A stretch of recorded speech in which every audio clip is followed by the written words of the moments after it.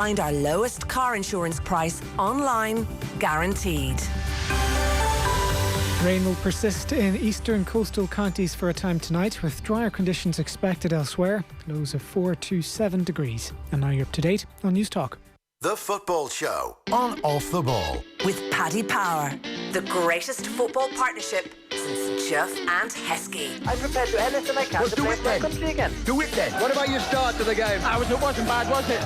Why should an honest answer be a mistake? How can a modern day manager not have a mobile phone? Why should he?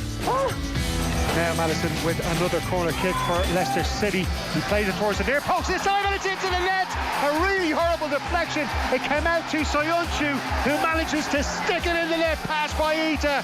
It's Crystal Palace 1, Leicester City 0. Through the legs of Yerry Mina, goes to Dele Alli. Dele Alli for Tottenham. Dele Alli opens the scoring, and it's Everton 0, Tottenham 1. Volleyed across goal. Oh! Everton get the equaliser, and it's Jack Tosun with a topping header. A wonderful volley cross from left to right by Luca Dean, and the header was perfection. Nothing Paolo Gazzaniga could do.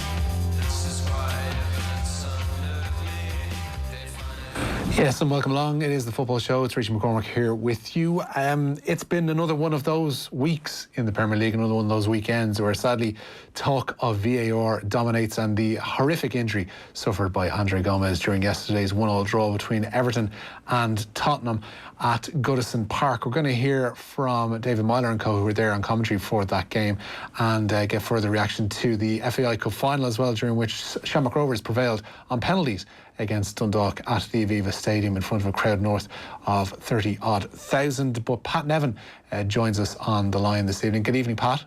Good evening, Richie. How are you doing? I'm all right. I'm a damn sight better, I have to say, than Andre Gomes will be this evening. You were there at Goodison Park yesterday. You saw pretty close up the horrific injury suffered by the midfielder as a result, I suppose, of that Heung-min Son tackle, but not directly because of it. We have to stipulate your view on it. Heung-min Son obviously distraught. Most of the players distraught. I don't know if you've been involved in one of those situations whereby everything stops, everybody becomes acutely aware of the horrific nature of what's going on, and kind of has to gather themselves afterwards. Yeah, it happened to me, which was not a lot of fun. No, it is a horrible feeling, because he'll have looked down at his foot, and the angle it was at was just, sickening, absolutely sickening. I can vaguely remember, I played once, I was near the end of my career, I was with Kilmarnock, and I went for a header, trust me. I actually went for a header. And I went to nod it that way, but I hadn't looked behind me. Someone came in for the back, smashed into his face. And I was groggy and feeling a bit of pain and a bit sick, and I said to the lads, I'll be okay to carry on. And they all gave me that look of, no, you won't. Half the face had completely gone, smashed in. And it was, and it's just, oddly, you don't know yourself because you can't see it if it's your face. But I went to touch my face and it wasn't there. And you see the faces of everybody, and you're kind of, not in shock, but the pain's so extreme, you get a weird feeling about it. That was okay. In comparison, I just had to go and get an operation and get it all flicked back out again. But it's a horrible feeling, when things aren't right, part of your body. I recovered really quickly. I was very fortunate. And that's the thing about it. Some of the ones that look the worst ones aren't the ones that take the longest to recover. Some of the ones that look a little bit, if you snap a cruciate, you can't really see anything, but you might never come back. Whereas you sometimes see leg snaps that are real compound things. I remember really vividly watching Henrik Larsson's snap, and he came back at least as good as he'd been before, and I thought he'll never play again. So you're looking at Gomes one, and the news that has been filtering out just now from the surgeons is they're very happy with the surgery that's gone through today. It's clicked back into place, and if it's a clean-ish break, that's the thing that usually works. But when you're in the midst of that sort of thing, I've seen some bad injuries as well.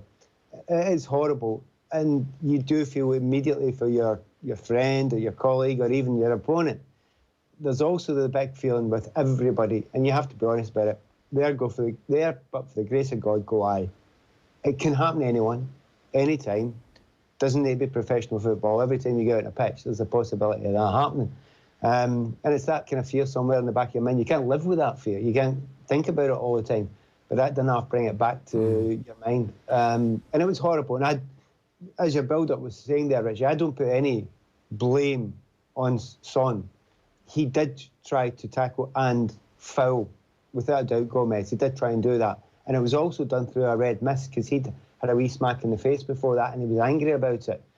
But he certainly didn't try to hurt him and injure him. He just tried to foul him. And it was just a situation of events. He was catapulted forward, his foot was planted, it bent, Ori is coming in as well. It's just a freak. Freaks happen.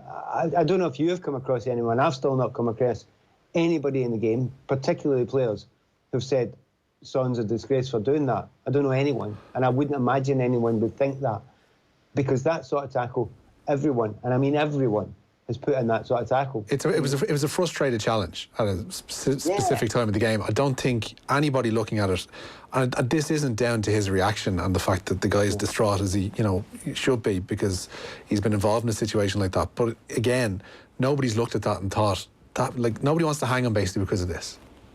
Well, nobody. Social media, you'll get somebody. Somebody. Well, I don't think that should ever be used as a fair reflection of modern society. But general people who actually have a brain in their heads know that. And the nice thing is, yeah, you're right. Everybody from ex-players to anybody who's been in the media talking about it is taking exactly the correct line about it, and we're not being sympathetic to Son for the fact that he was distraught or the fact that we know he's a good lad. He's not that sort of person, and he's not a dirty player either, all that sort of thing. But it's a horrifying thing to happen, and it's a shame for, Gomes. He hadn't been having a particularly good game, but then again, nobody on that pitch had been having a good game. It was a stinker of a game. It was awful. The first half, possibly the worst 45 minutes I've seen for a couple of years. It was absolutely rank. But everything else just went out of your head when that happened. So, it happens now and again. The good things, here's the good things, the positives, right? Time's gone by, that was you finished. These days, surgeons are better. At football clubs, you're going to get the best surgeon in the business who's going to be there sitting, waiting for you to do it right.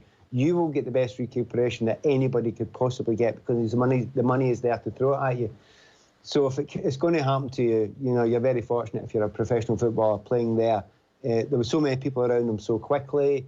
He got off to the hospital and they've got all the best treatment. So if he's going to come back, and again, the line from the surgeons today is they expect a full recovery. Yeah, so, extremely well is how they viewed the surgeries going today. So that's a massive positive. We'll get on to the reasons why it was a stinker in a moment, but I just want to concentrate on that Son dismissal first of all, because Spurs are obviously going to appeal against this one. It was a straight red.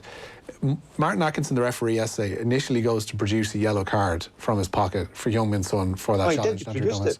Yeah, they say the professional game match officials board has since told Sky Sports that despite Atkinson initially removing yellow card from his pocket, it was never officially shown to him. He then showed the red card. The Premier League have stipulated afterwards that the red card for Son was for endangering the safety of a player, which happened as a consequence of his initial challenge. Now, what they're saying there, in layman's terms, is he's looked at the injury and decided that the injury suggests it was a red card decision, which is a dangerous place for referees to be going. Not only dangerous, but I think completely wrong. You can't do that, because in any challenge, that can happen if there are other circumstances. So you can make any sort of challenge default awkwardly. Can you remember the Mo Salah one? Mo Salah, against, he goes down, does his shoulder, and people were saying, that should be a sending off, he's damn it. It didn't mean he'd do his shoulder. That's nonsense. It was a yellow card. And if you start going down that line, that madness lies down that line. And I've never heard that used as an excuse before for any referees at all. He did produce a yellow card because I saw it. I was standing there. I was standing by that time looking up. And yeah, the yellow card was out. You shouldn't change your mind on that. Having said that, and I can say this for certain, Son was walking off anyway. He wasn't going to carry on. He wouldn't have been sent. If he wasn't sent off, he was walking off. He couldn't cope with that. He was in no condition, yeah. But he shouldn't. But I agree completely with you, and I think with a lot of people in the game and with Spurs, it wasn't a sending off. I mean, I listened back to my commentary. I was commentating on it, and I said I'd looked at it a couple of times before I saw how bad the injury was, and I said, well, that's a definite yellow card, And then when the red comes out, I said, well, I'll look at it again. Now, there's one interpretation of the law where you can say if you have tried to endanger an opponent, it is a red card. Every single tackle that misses its target can be described or explained that way, but it wasn't the tackle that would normally, and most people, and just 99.9% of occasions, by 99.9% of referees, they just wouldn't produce a red. So by the laws of the game, you could almost give it a red, but it just doesn't happen. Saying what you're saying, that they went back to it, and because of the seriousness of the injury that followed, I don't think that makes any sense at all. I think that's a mistake, and I think that was wrong to do that. And that strikes me as them trying to get the referee out of a hole. And you shouldn't be doing that. You should be sticking to the laws of the game. Nobody's going to be blaming and shouting and bawling at the referee because they only gave him a yellow card, because we all got it. That's the thing. Made a mistake. Sorry, Pat, that's the thing I don't get, is that if it is, as you say, trying to get the referee out of a hole, I don't think it's a hole that anybody saw Martin Atkinson being in yesterday. If Martin Atkinson had given Young Son a yellow card for that challenge, I think everybody would have looked at it in retrospect, having seen the replays, because God knows people would have looked at it enough times and thought, yeah, do you know what, that's okay. So I don't know what hole the Premier League think they might be digging him out of here. Just exactly. They're covering referees just now because I think they know that the referees are under massive pressure because they're making such mistakes in other areas, particularly VAR. They feel as if they almost have to protect them in everything they do. And if a referee makes an error, and it's a bit of an error, I can understand why he made it, because he was probably quite shocked himself. But don't dig it. I think they're digging it further. I think they're making it worse. Just, all right, he got a bit carried away in the moment. We all did a little bit at that time, and all the players did, and everyone around did get very, very upset at the time. But, don't try and do that. Don't try and change history. It's nonsense. And I hope that's something that doesn't, take hold. Having said that, how rare is it that you get a decision that is changed because of the extreme nature of an injury? The sad side of it is that what that could have had, if he's made the decision to change it, to say, well, this is a more serious injury, so I'm going to show a red, that might have made some people think, oh, well, he meant that then. And that's not helping anyone. That's really not helping anyone. That's a very negative thing to go down. So in every way I can imagine it, I think they've got it absolutely wrong, that one. But, hey, it's kind of secondary. I think most of us are saying, oh, well, very good, so what, who cares? Yeah. Gomes is injured. And that was all that was important. I mean, it wasn't by a distance the worst decision that was made on the day. There were worse decisions made on the day. And I have to underline this very quickly just now. The players didn't help. They did not help, because some of the antics of the players on the day, that's really getting embarrassing. And I'm up here right before, we'll go into other things in a minute. One law has to be changed. We really need to change one law, right? Player dive, and it's even caught retrospectively, I give you a 3-game ban. That'll stop the diving, right? Number one. But the one law that I really want changed is, see this thing, it was 5 or 6 times during that game, people went down holding their face with a head injury. My backside, they had a head. They're going down there, and anytime players hit, they're just holding their head so that the game stopped. And they're acting, and then every one of them's up running about 2 seconds later. They are acting. Now, this is dangerous. This is very dangerous. Because a couple of times, the referee played on. One of the days someone's going to get a head knock, and the referee's going to think, oh, he's another one acting. And it could be serious. It could be life-threatening. But because there's so many of these players pretending it now, so I think now if you go and look back at it now, and a player's pretending that he's badly injured with a head injury and there's nothing wrong with him, and he hasn't been hit, I'd give him the 3-match ban. I'm that extreme about it. It is dangerous and it's unacceptable. One thing arising from this weekend, we're hearing today that managers from northern-based clubs have been invited for a meeting with Mike Riley, the manager of the elite referees body, PGMOL, who mentioned they're going to be meeting up on Thursday to discuss the ramifications of VAR. Yesterday at Goodison, we saw VAR at its absolute worst, whereby it was being used ad nauseum. It was being used kind of, you would imagine, not for clear and obvious errors. And again, the lack of transparency is something that's absolutely killing the game. The very first time it was ever used VAR in Britain, in the UK, and a game was Liverpool. I think it was West Brom in a cup game. I was there. I was doing the commentary. I remember saying, it's too slow, but don't worry, that'll quicken up. Well, it didn't look like that at Goodison. But most importantly, I said, you've got to inform people now. You've got to inform people what's going on. People have paid good money to come in here. They're a big part of what this game is. Do not be arrogant enough to ignore the fans. There's big screens in a lot of the grounds. Show the reasons for it in the big screens, and then that'll either quieten or make understanding anyway. If you've not got a big screen, like some haven't, such as Anfield, it's okay. The referee can go and speak. You see it done in, rugby does it. You do it in the gridiron game in America. It can be done. You've got to treat people with respect that are part of the game. So that was a shambles. That was a mess. And the fact that they've gone ahead with this, with the arrogance of not taking those people into account, is totally unacceptable, especially if I've said it after one game all that time ago. So there's no excuse for that. That's just arrogance, not looking outside themselves, taking care of themselves. So big mistake. That has to be changed. This concept now of refusing to go and see the screen in the corner, I mean, I have no concept of why that is a good idea. Their initial thought on that is that they want to... This is their reasoning, not mine. The officials agreed amongst themselves that if VAR were going to step in and make a decision, that the officials would take it as given that it was worthy of a review from them, and whatever they decided was going to be okay. But then that's the referee on pitch and his two assistants on either flank completely washing their hands of the situation that's going on the pitch, which seems utterly bizarre.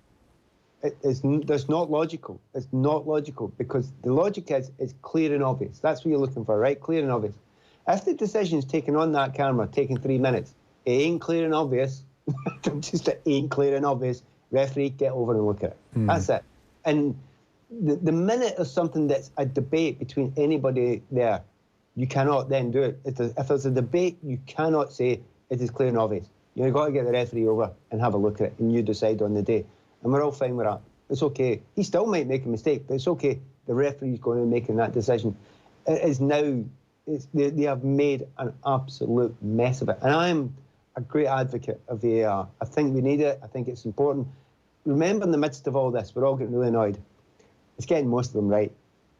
In actual fact, if you look through this season, we're talking about the ones that get wrong every week, and it is every week. But have a look at the ones that get right. They're getting plenty of them right. So loads and loads of decisions that they would have got wrong in the past are now getting right. So that's a positive. We're ignoring that. So you can't really ignore that. That's unfair. But at the moment, the ones that are making a mess of, it's just embarrassing. And most of them are quite easily cleared up. I mean, the handball for what should have been a penalty kick for Everton, and the laws of the game that I've seen used over the last year or two, clear penalty kick. I mean, I didn't like it. It wasn't deliberate, but deliberate's taken out of it now. That's a penalty kick. It's handball, unnatural possession. I know they said there was a nudge. There's a nudge in every single situation. It's bizarre. So they've got that one wrong.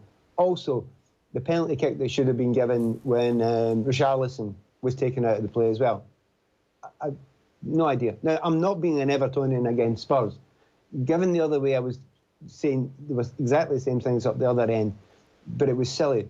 I know why he didn't give it in the first place. He didn't give it in the first place because Richarlison was throwing himself about like a rag doll all afternoon, and it was really annoying. Doesn't matter. You got to go and have a look at that in the video, and you'll see it. Do you know what? I've always understood the argument against VAR. I understand it more and more and more as it goes on.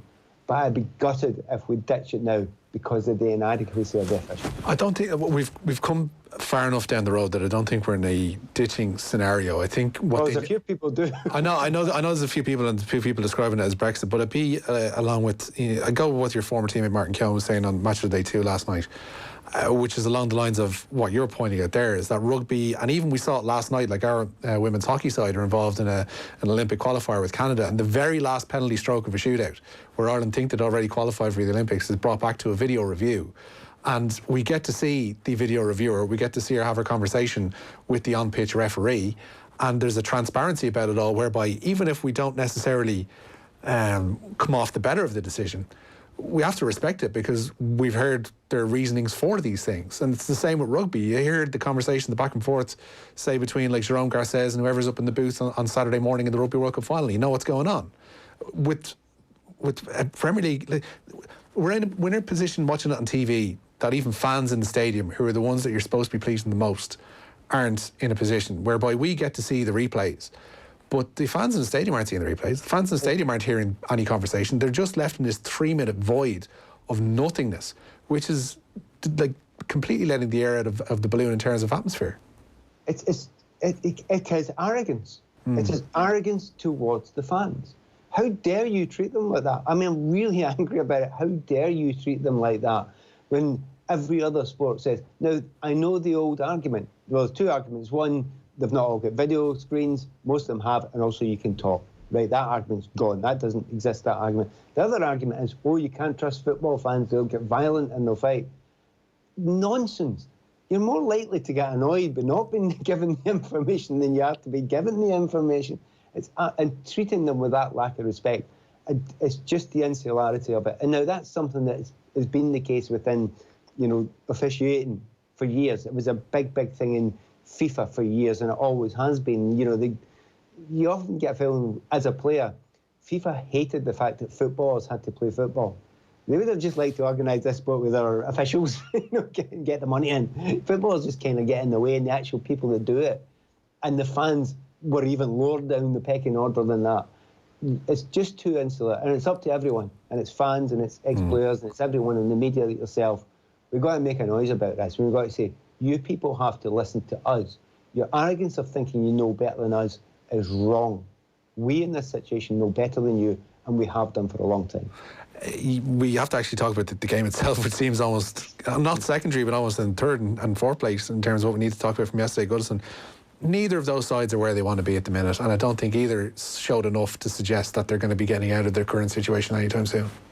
Travesty if any team had actually won that game. Nobody deserved to win that game. There was things happening in that game. The whole of the first half, it's one of those things where if you go and watch a kids game and somebody puts a 3 or 4 pass move together, you applaud because it's a kids game. It was kind of a bit like that. No one was putting any amount of intricate passing or good tactical play or good skillful play together. It was like a bunch, and it was hard to explain why, because that's my job, to try and explain why that's happening. Lack of confidence, managers putting out teams that are set up not to lose, that sort of thing. You can put a million things in, just a whole bunch of players. I mean, I spent my time thinking, see if I have to pick a man of the match in this game here, I'm going to have a nightmare. And I would say there was one guy, I would say maybe one defensive midfielder might have actually not been terrible. That's the only thing, because defensively you can maybe make the odd tackle, and that's your job. But creatively, it was a shambles. There was 2 or 3 things in the second half. Somebody said to me afterwards, VAR ruined that game. I didn't need VAR, man. That game was a shambles anyway. So there's nobody, and all the players you want to be playing, Eriksen. I adore Eriksen as a player, but honestly, absolute shadow. Even Dele Alli scores a goal, but again, shadow of the player he was. I was watching Digne. Now, if I asked you or anybody listening or watching, what do you think of Digne? Well, he gets up that line and he puts great crosses in. His delivery was shocking. From free kicks, corner kicks, you name it. I'm thinking, everybody is good at something, can't even do what they're good at, honestly. And then eventually Digne does put a good ball in, and when he does, they score a goal. But it was, they're a mess at the moment. Both teams are a real mess at the moment and look miles away from getting out of it. We have to touch on the Premier League leaders, Liverpool. They encountered an interesting VAR decision of their own, to say the least, at Aston Villa on Saturday. But there is an element of that side that every champion side has, which is they never know when they're beaten. They never give up. There was a stat I saw earlier on today that suggested that they haven't been behind by more than 1 goal since the 27-18 season. I think it was when they lost 2-1 to Manchester United. So it shows the level of determination and tenacity that's about that side that will get them another trophy this season, regardless of whether it's the Premier League one or not. Yeah, and they actually just look stronger now. I mean, the fact that they've been such a good team and they actually look a better team now. They might not be hammering teams 5-0 all the time, but they are fabulous at finding ways. I mean, quite impressed with that comeback. But the game against Spurs, I thought that was absolutely stunning. The amount of chances they created, the amount of pressure they put on after Spurs had got the early goal the other week. And they just keep on doing that. And if you're playing against a team that put in that amount of opportunities, chances, creativity, crosses, everything, and it just keeps on coming, keeps on coming. It's not a fluke that you scored in the last 5 minutes of games. That people always think, oh, you were lucky, you got the last 5 minutes. That is the most likely time to score an important goal, because that's when players are tired. That's when, if you're going to have space in a game, the most likely 5 minutes of any game to get space in a game is the last 5 minutes for that specific reason. So, keep on going, and there's a belief that you're going to do it. So everything about them is brilliant to see. And even with Salah not 100% at the moment, they can do that. They've got so many players in the team that, maybe if they're off a little bit, they'll get by. And, we keep on saying it, as long as they don't get Virgil van Dijk injured, they are going to be hell of a hard to stop. And I can't wait to see this weekend's game with Man City. The one thing I will say, and any Liverpool fans out there, I've heard different views from them. They've got 6 points ahead at the moment. If they beat Man City, 9 points, it's going to be really hard to... Are Liverpool going to sit in and play in the break? Or are Liverpool going to play like Liverpool against Man City? It's got to be worth a chance, hasn't it? It's got to be worth having a go and not thinking, well, City are better than us as a football team. You've got to stand up to them this time. I hope they do anyway. And for selfish reasons, I want to see two great teams, because City ain't going to sit back, are they? No. I would love to see two teams going at each other. Guardiola's already stirring the pot after their win, which was narrow in and of itself on Saturday. He was asked about Liverpool and about the mentality that keeps them in games, etc. And he just casually dropped in a little reference to diving, as you do when you're an opposition manager in such a position. Is it something that Liverpool are worse at than others, or is that Guardiola trying to just get the first dig in? Nah, they're not worse than others. I mean, Manny, he did do dives. He does. I don't think he can hide it. He got booked at the weekend for doing it, and it was disgraceful. Again, I would be harder than they are on it. I think it should be sending off, or even afterwards, just look at it again and say it's a match ban, 3-match ban, whatever. But look around the league. I don't care who your team is. It's there. I've watched Chelsea. Not the last time he did it, but I've seen Callum Hudson-Odoi do it. Yeah, but you need to go and keep on carding them. He didn't do it with that push recently, but he's done it before. I've watched every team's got players that have done it. Every single team's got players. So don't push it at Liverpool. However, the mind games, that's perfectly reasonable. Do you know if no one in your team dived and the Guardiola said, "Oh, you watch out for diving," then you can have a go at them. You can't have a go at them if one or two of your team actually do dive. So he's right to go and throw that in there. And if I was Klopp, I wouldn't say he doesn't dive. I would say, "Are you sure your team's whiter than white as well?" Yeah, that's the thing of sides that you're going to point that out about. I think City will probably be as guilty and as culpable as anyone else. The hope is, if you're a Liverpool supporter, Jurgen Klopp's had I guess a bit of a proclivity to try and play the fixture rather than play the actual opposition in front of them. We saw that at Old Trafford to a degree a couple of weeks ago, whereby it was a really poor Manchester United side, and the Manchester United side that didn't have any ambition about trying to go and win the game. But because it was Manchester United at Old Trafford, all in capital letters, there was a sense that Liverpool were playing that occasion a little bit more than they should have done. Yeah, I mean, you're really trying hard to find out negatives about Liverpool, aren't you? And now and again you have a dip. And it may well be you play against the Manchester United. That team, they were really up for it. That was the most up for a game you'd seen for months, since probably the first game of the season from United. Their game plan actually worked quite well, with the two sort of split strikers, and it kind of slightly confused the tactics that Liverpool were kind of using. But yeah, they're human beings. They are a very good team, but they are human beings as well. And now and again you play the fixture. It's a real shame if that's the one thing that actually eventually gets them down in the league season. I don't think it will be. I just think for the vast majority of games, they're comfortable and confident that they'll go and try and win it. The fixture that they have to worry about, the only one really now, between now and the end of the season, Man City home and away. I don't think they'll play any other fixtures. I think they'll just go and play the teams. Yeah. Yourself this week, I'd imagine Chelsea and Ajax is going to be your main port of call? Well, I've got a busy week this week. What was good? So I was at the Everton game. Yeah. I was DJing the night before in East London, and I had to get to the Everton game. Up in Scotland today, back at Ajax, Chelsea tomorrow. Then I'm doing Norwich on Friday night, and then I'm Chelsea again on Saturday. So 4 games in 8 days. This is more tiring than when I played. But they're all great games. The Ajax one should be a cracker. Ajax are a better team usually away from home than they are at home. Chelsea at the moment, I mean, I've said it a few weeks ago on this show, Chelsea are in serious danger of becoming liked. It's really worrying. They're a joy to watch, aren't they? And the last 2 games, you're watching them with your chin on the floor. I'm not seeing them playing beautiful football like that. I don't know how long. I mean, I just don't know ever. They are a joy to watch. Attitude is always brilliant. even the goal they lost this week was trying to play out, passing the ball from their own goal line. That's how they lost the goal. Now, some people will shout, "Oh, get into Rosehead." The reason why they are a good team is because they always play out from there. And that's how it's like City. They always play out there. Now and again, you'll lose the odd goal. So I don't want Kovacic and Jorginho to stop doing that. So that they're, at the moment, we were waiting. A lot of us had watched Pulisic quite a while. It wasn't a question of if, definitely a question of when. It's now happening with him. You know, Tammy's in fantastic form up front. For me, there is only one concern for them, and it's, I think, the most important player on the team for quite some time has been Jorginho. He's going to be missing the game at Palace at the weekend, so they won't be as good to watch then. But the whole way through the team, they're just fun. They're just enjoyable. They're just positive. They're just stunning me, because before the start of the season, I'd have thought mid-table. And you look at them now and you feel like an idiot having said that. Yeah. Pat, do you know what? I view myself as something as a progressive, something, you know, a little bit on the liberal side. Liking Chelsea is going to be still a stretch for me, regardless of how well they play in the pitch. It's just one of those things. Hey, former Everton and Chelsea player, I love watching Liverpool. I'm okay with that. I love watching Liverpool. I watching the last 10 years, I can tell you right now, you know, David Silva was my favourite player.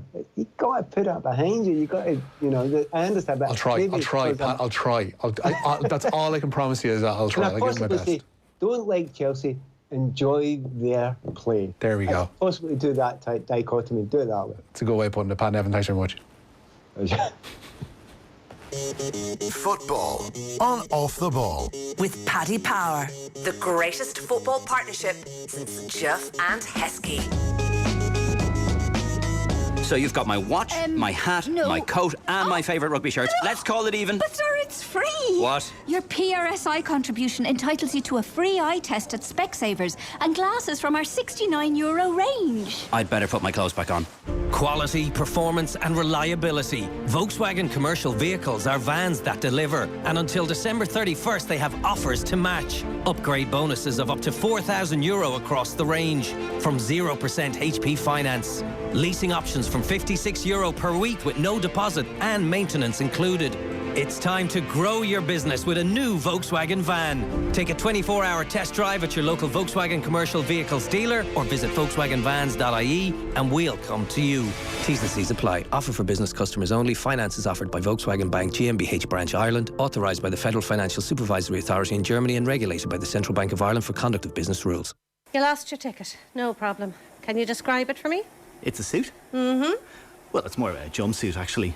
Black leather. Well, pleather. Right. It's got a number of chains and rings attached to the front. Okay. And a face mask. With a ball gag type thing. Don't feel like picking up your dry cleaning? The Laundry app means you can get your dry cleaning picked up and delivered anywhere in Dublin until 10 p.m. every night. Laundry. Drop the Y and add a .ie.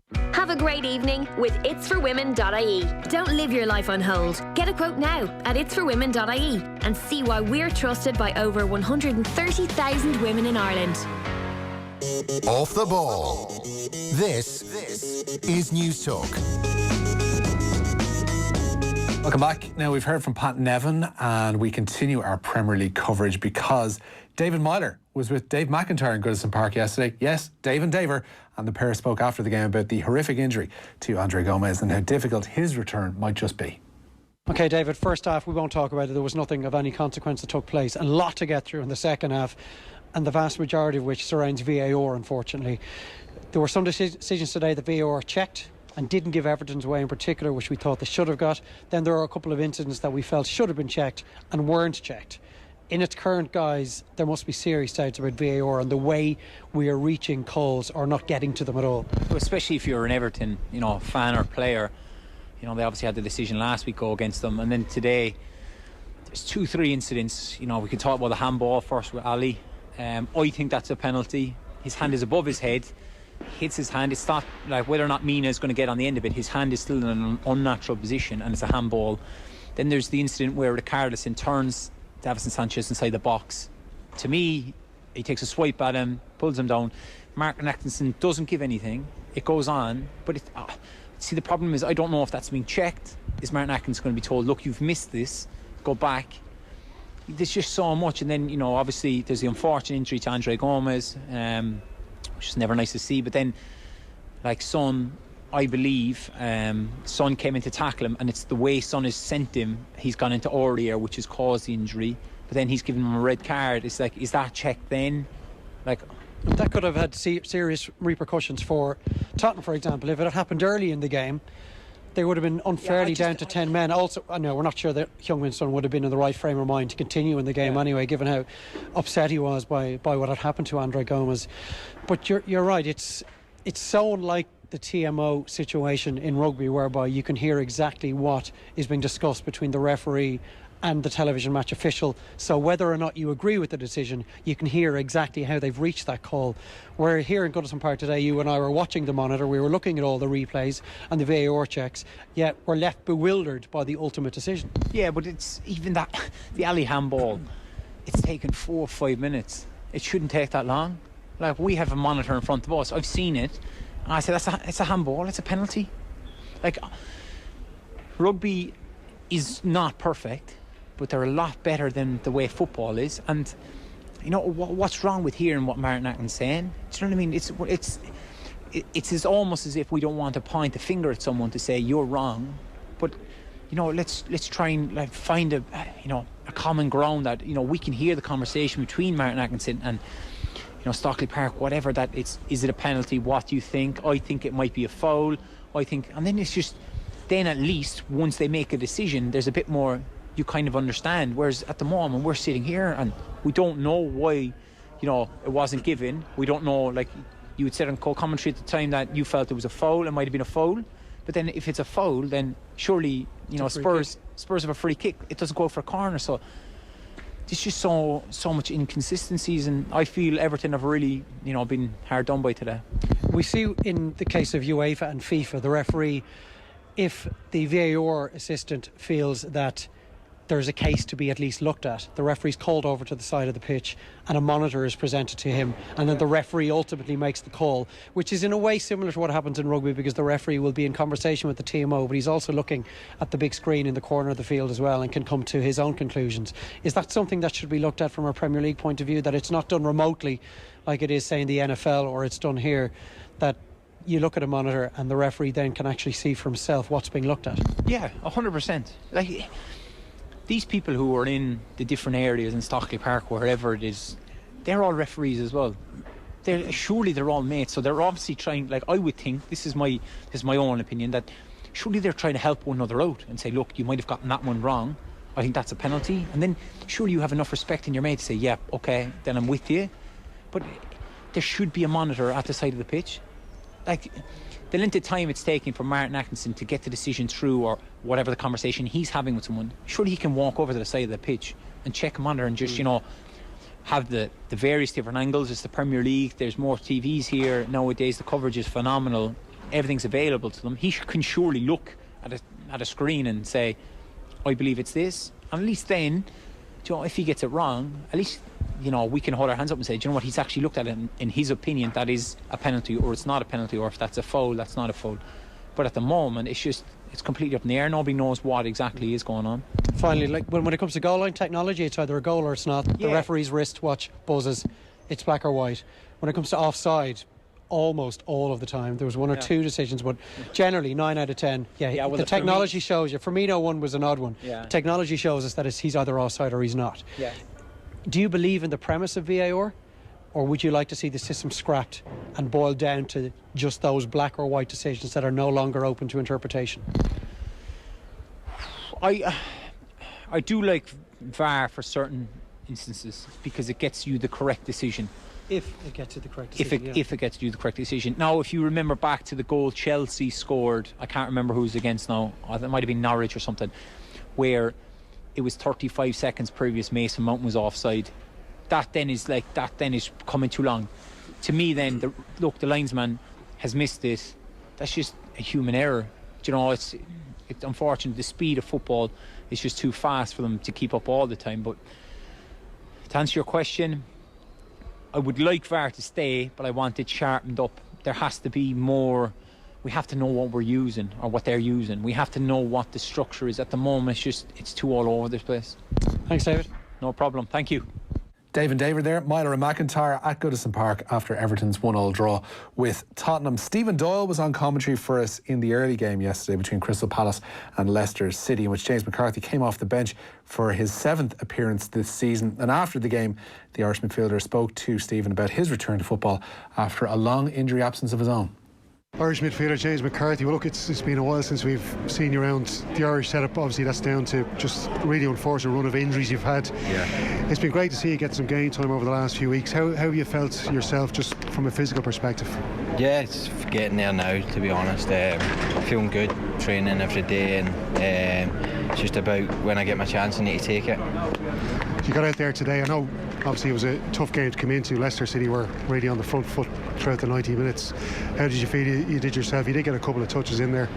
Yeah, well, it's difficult coming on as a sub. The main thing is as a team, and we wanted to try and get an equaliser, but unfortunately Leicester broke on us and they scored. But we need to regroup again, and we go again next week away to Chelsea. It's a tough game, but obviously we're disappointed with the result today. I suppose across the season, you know, while today's result didn't go in your favour, it's been a pretty decent season for Crystal Palace overall. Yeah, we've started well.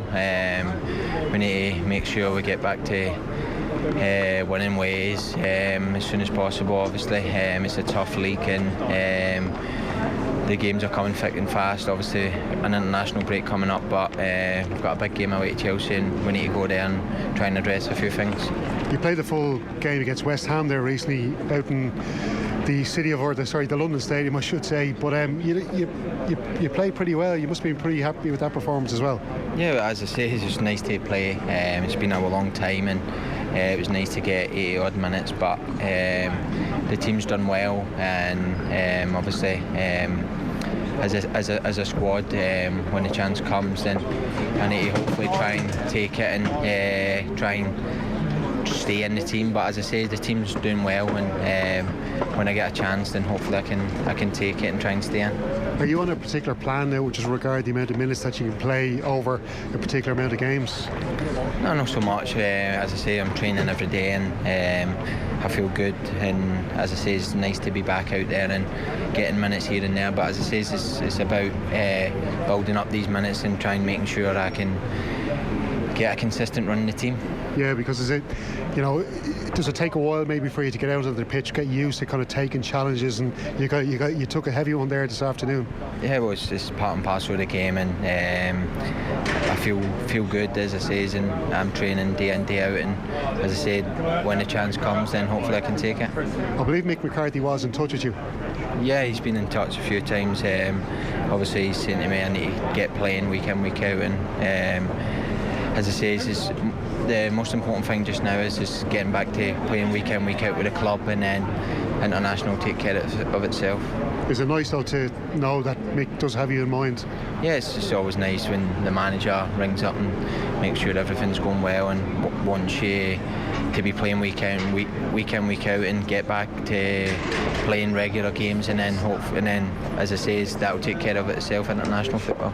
Because your last cap was 3 years ago against Moldova. Has it been frustrating just watching Ireland's progress while you haven't been able to play? No, it's nice to see the boys are doing well, and we've got a big game this month, and as I say, it's good to see the boys doing well. But as I say, the most important thing just now is me playing week in, week out with a club, and as I say, the international will take care of it itself. So Mick has you in that provisional squad. Like, has he given you any indication now, or do you feel maybe is it even still a bit too early to be kind of coming back to a full Irish squad when he does trim down those numbers? No, as I say, I need to play for the club, and the international will take care of it itself. As I say, I need to get back playing week in, week out with the club, and then we'll see what happens with international. But if he did give you the call up for that final squad, would you be happy to come in? Yeah, well, as I say, the most important thing for me just now is playing club football, and once I'm back playing regular, then I'll look to try and get back in that squad. James McCarthy there speaking to Stephen Doyle. He himself, of course, was injured. Was McCarthy at Goodison Park as well. Coming up next, we'll be turning our attention to yesterday's FAI Cup Final. Off the ball on News Talk. Summer. Moon. Indigo. Area. Prosper. Unity. Unity. Unity. I'm here. Right. Seatbelts, everyone. The 7-seater Skoda Kodiaq has enough room for the modern Irish family. Skoda, made for a new Ireland. From true crime believers to science and business achievers, sports, arts and comedy to the latest entertainment wannabe. Get political, get healthy, get educated. Get all your favourite podcasts on Go Loud. Download the Go Loud app now or add us on your smart speaker. Go Loud. Podcasts, radio and music to your ears. Hey, are you ready for a good time? The star of Comedy Central's Daily Show is coming live. Trevor Noah. He's here. He sleeps here. I'm like, does he know we're here? You can touch anything. Trevor Noah, Loud and Clear Tour. Saturday, March 21st, 3 Arena. Tickets from €50 go on sale this Friday at 10 a.m. Maybe subject to fees. Presented by Aiken Promotions in association with the Irish Times. Can we take a selfie? Or even Instagram? I'll just put hashtag the man. Off the ball. This is News Talk. Welcome back to the football show. It was a dramatic end to the League of Ireland season yesterday, with Shamrock Rovers defeating league champions Dundalk in the FAI Cup Final on penalties. Rovers' first time taking the famous trophy home since 1987. After the game, Stephen Bradley spoke to the media about the match itself and started with the dramatic penalty shootout and Alan Manus' heroics. Yeah, we've been doing them all week, and genuinely Alan's been saving the majority of them, even yesterday in training. I think some of the players stayed out an extra half hour because he kept saving them. So we knew when I went to penalties, we knew we had a great chance because he's obviously so good in that situation. Yeah, I think in the first 10 minutes, 15 minutes, it could have been 2 or 3. I think we had 2 across the goal. Aaron Green's one past the post, Ronan's one 2 yards out. But like I said, if you don't score against them, they're champions for a reason. They stay in the game. They know how to do that. That's years of experience, and you only get that, and you only get that know-how by winning things, and that's why I felt today was so important that we got over the line. Steve, at the end you were just able to stand back, watch the players lift the trophy. They all had their little kids with them as well. I'm sure you've had them on with your own family since, but you just take some time to take it all in. Yeah, look, it's not the reason I do that. It's not about me, it's about them, it's about that group. I give them jobs, but they have to cross the line. They're the ones that have to show the courage and the character to play the way we ask them to play. And they do that, no matter what the occasion. I know at times they get scrappy, that's a cup final, but I think the majority of the game they brought their identity, and like I said, you can't sit here and take credit for it because it's them that has to cross the white line and do it and show the courage to do it. So I felt when they won it, it was their time. And how were you feeling in the immediate seconds after Gary O'Neill scores the penalty? So many emotions, joy, happiness, sad. So many emotions going through my body. Yeah. How come sad? Just my mother. I'd love her to be here and see that and witness that. And she's obviously not. So that's the bit of sadness, but I know she'll be proud of what we've done. We obviously have to work. We want to go and win, build on this now, and go and win wherever we can win next year. But I think we've got to understand as well, if you take the games, there was a period in the season where we get a player sent off for the ball hitting them in the head. That means you're missing 6 players up in Dundalk with injuries and suspensions. 4 of them are defenders. So it has a knock-on effect, and within a week you lose 3 games. So I think people need to really take the emotion out and analyse the season for what it was. And if you did that, there's not that big of a gap. Like I said, I think the biggest gap and the biggest obstacle we had to overcome was understanding how to get over the line, how to win the big game. And we've done that today. And like I said, you can't give that to people, they have to earn it. And we've earned that today. And I honestly believe this group will only get better, stronger and grow from this. We have everybody out there today signed up for the next 2 years, some 3 years. We're very, very happy with the group. We want to add, we want to push on, but we're very, very comfortable where we are with every one of them players in terms of the contract situation. Can it be one of the great Rovers teams? Look, it's very early to say, but we have to do a lot to be spoken about in that class. But I genuinely believe this group has the quality and the belief now and the desire and the courage to really push on and make this be the start of something special for this club again and this group.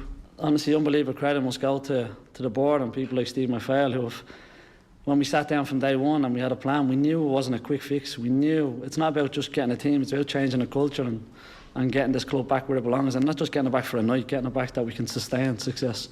And we knew it'd take time. We genuinely did. We sat down, we knew there was going to be bumps in the road. But when them bumps came, genuinely the board members or people at the club will ring me the next day and saying, be calm. We know what we're doing, we know where we're going, we see what's happening here. And when you have that backing and that belief in you, it's very, very easy to do your job because you can make clear and really good decisions. You're not acting for tomorrow, you're acting for what's coming down the road, and that's what we've been able to do. Victorious Shamrock Rovers manager Stephen Bradley there, speaking after their win in the FAI Cup Final at the Aviva Stadium yesterday. His counterpart Vinnie Perth also spoke after the game, and he chose to look ahead rather than to focus on falling short of an historic treble. Yeah, I suppose obviously there's a big sense of disappointment for many reasons. I suppose we didn't feel we were our very best today, and some for obvious reasons, some just that's the way it goes. So just disappointment. Very proud to lead the team into the stadium today. Real honour for someone like me, who many of you know where I've come from in football. So to lead it in here was really proud, and to be honest with you, after the year we've had, I'm very proud leaving the ground as well. So it's just been one of them days that didn't go away. When you said it was on Wednesday, and it's probably too soon to revisit it, but you did say you'd talk to us a bit more about the circumstances that led to Yeah. unavailability today. Is it too soon to shed any light on? Yeah, I think I'll be accused. The way the modern world has gone, I'll be accused of making excuses. There's certain things there that I wouldn't be mad happy about, and I think we've got to fix some of the issues. But to be honest with you, the only one I'd probably complain about is Patrick McElhenney not making the cup final today. I spoke very loudly about that at the time. He got injured in the semi-final of the FAI Cup. We played Shamrock Rovers on the Monday, and that disappoints me for Patrick. And we have to look after our players. The Rovers game was our 16th, I think, in 48 days. So there's no need for. We've only played 4 games in the last month, so that's disappointing. But again, as I said, we need to be very careful. It's been Rovers' day, and I'm very conscious that they've done what they've done, and they deserve the plaudits tonight and tomorrow morning. When Michael Duffy scores that goal, literally last kick, having McElhenney scored the penalty, what do you think of that stage? You got to try and give your players a team talk immediately after that? Yeah, I felt fitness-wise, I felt we were ahead of them there, and particularly in the injury time. I thought we were very good in terms of. Sorry, wrong say. I thought we were very good. I thought we got control back of it in extra time, and we probably just weren't clinical enough in the final third. Picked out a couple of wrong passes, but our fitness levels I thought were outstanding today, and didn't start the game well, but we grew into it, and we finished the game with probably a disjointed midfield, and we lacked that sort of cutting edge, and it's disappointing. We had a big chance, I think, with Georgie Kelly at the end, and I haven't seen it back. So look, we had a go today, and it just wasn't our day. And you've had experience in penalties in the EA Sports Cup Final this year, to win it against Cork here a couple of years ago, to lose it, it just goes to a lottery, and unfortunately you're on the wrong side. Yeah, listen, the thing about penalties is that, or the thing about winning cups and winning doubles or trebles or whatever they are, you need certain things to go your way. You need a little bit of luck. We didn't get it today, but as I said, that's just the way it goes. Full credit to them. They'll enjoy the next couple of weeks, and we'll refocus for Linfield next week. That's our job. Do you see them as being a bigger threat in the league next year? No, I don't think. I said from the start, I don't think today was the season-finding game. We have got areas to improve in our squad, but myself and the chairman have been working on that in the last month, and we're very, very, very close to improving our squad. So I don't know. People will make their own conclusions, but I mean, ultimately, when we won the league, we went 17 points clear, and I don't think that was a far off reflection on where we are as a club, in my opinion. But they'll obviously have a different opinion. Just on that, I mean, through the season we were manifesting a better team, but today they were better when they started. the first half they were that aside probably. Do you put that down more to them that they came into the occasion, hit the ground running, or was it partly down? I think at times they can look the better side because to keep the way they keep the ball, the way they play. But I think, listen, I haven't seen the game back, but we felt that turnovers was a massive opportunity for us to counter attack and get after them, and I think that's where we probably lacked that little bit of composure when we got into the final third stages today. We won the last league game and did over 60% of the ball, and Dame Massey hit the post to go 4-1 up. So I think we found a way to play against them. I'm not too concerned about that going forward. That is just about our lot for tonight. Before we head off, there's just enough time to reveal the answer to our question earlier on this evening, which was Mandela Park is located in which Irish county? The answer is, of course, Kildare. Congratulations to Danny McConaughey, who has won tickets to the motor show in the RDS on November the 24th. You also go in the hat for Sunday's draw for the big prize, which is a pair of 2-day grandstand tickets for the 2020 London E-Prix, including a VIP garage tour at the DS Automobiles team. Gift bags as well for each of the guests. And tomorrow morning on OTBAM, Anthony Moyles is going to be in studio, and Hector Sports Stories from the Deep South. That's all on the way at 7:30 on OTB Sports Radio and offtheball.com. Tom Dunn is up next. Till tomorrow. Good night. How do you approach an uncertain future? With a resigned shrug, or alert and ambitious to the opportunities it offers? At PwC, we think beyond the predictable. We champion creativity and agility. In a time of constant change, visionaries look for partners to enable transformation. For collaborators who see beyond the horizon. PwC.